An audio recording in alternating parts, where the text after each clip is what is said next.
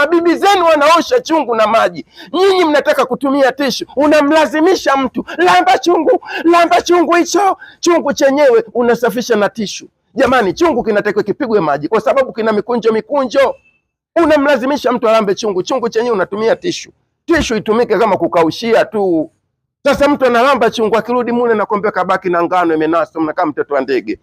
Futa kwanza mdomo, unaona kama kuna utandubui. Sio utandubui, osha na maji kwanza, chungu ikae safi. Hakuna sopenda kulamba chungu. Chungu ikae vizuri. Chungu kimekaa vizuri, mtu nakuta unalamba chungu sababu roast tumelielewana safi. Kwani usilambe chungu? Unalamba chungu, unajua kabisa mke wangu kapika mapishi mazuri na chungu kisafi. Usilambe chungu, ndio unajikuta unalamba chungu.